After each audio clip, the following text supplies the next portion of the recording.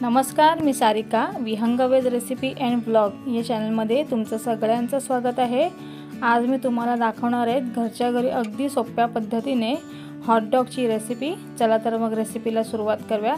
सर्वप्रथम आपल्याला लागणार आहे लेट्यूसची पानं लागणार आहेत, चिली फ्लेक्स, ऑरेगॅनो लागणार आहे, त्यानंतर हे मेयोनीज आहे, त्यानंतर आपल्याला लागणार आहे रेडीमेड सॉसेजेस असतात चिकनचे, ते लागणार आहेत। हे बघा अशा प्रकारे दिसतात आपल्याला, हे कुठल्याही किराणा दुकानामध्ये मिळतात।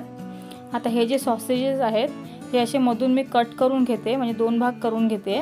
तुम्ही अख्खे सुद्धा वापरू शकता, पण हे छान असे दोन भाग केले ना की व्यवस्थित असे फ्राय होतात। हे बघा असे कट करून घ्यायचे।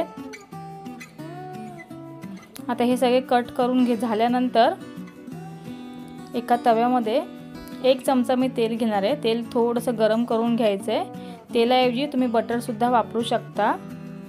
आता तेल आपलं गरम झालं, गॅस मीडियम ठेवायचा आहे आणि त्यावर 2 ते 3 मिनिटं छान असे फ्राय करून घ्यायचे दोन्ही बाजूनी। ह्याला जास्त वेळ लागत नाही, 2-3 मिनिटांमध्ये होऊन जातात।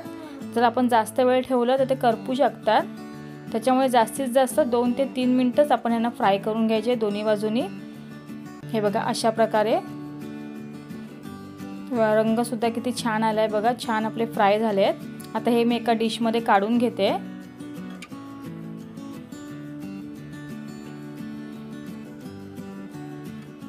आता हे जे आहे ना हॉटडॉग बन असतात, अशा प्रकारे असतात, ते घ्यायचे आहेत आपण। आणि हे आहे ते मधून आपण कट करून घ्यायचं आहे। पूर्ण कट नाही करायचे, फक्त असं उघडले गेले पाहिजे त्याप्रमाणे आपण कट करून घ्यायचे। हे बघा अशा प्रकारे।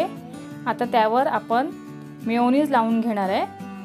मेयोनीजचं प्रमाण तुम्ही कमी जास्त करू शकता। आता हे जे मेयोनीज आहे ते छान असं चमच्याच्या साहाय्याने व्यवस्थित अशी पावाला पसरवून घेऊया। त्यानंतर थोडंसं मी टोमॅटो केचप यूज करते, ह्याच्याने टेस्ट खूप छान येते। त्यावर आता घालते ऑरेगॅनो,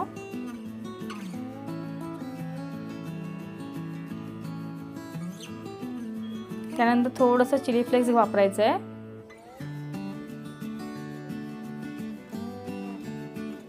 आता त्यावर हे जे लेट्यूसची पानं होती ती आता लावून घेते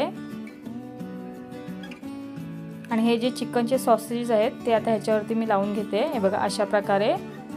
त्यावर सुद्धा आवडीनुसार मेयोनीज, टोमॅटो सॉस तुम्ही यूज करू शकता, घालू शकता। आणि तयार झालंय आपलं एकदम सोप्या पद्धतीने चिकन हॉटडॉग। खायला खूप छान लागतं, नक्की एकदा ट्राय करा। रेसिपी आवडली असेल तर लाईक करा, शेअर करा, कमेंट करा।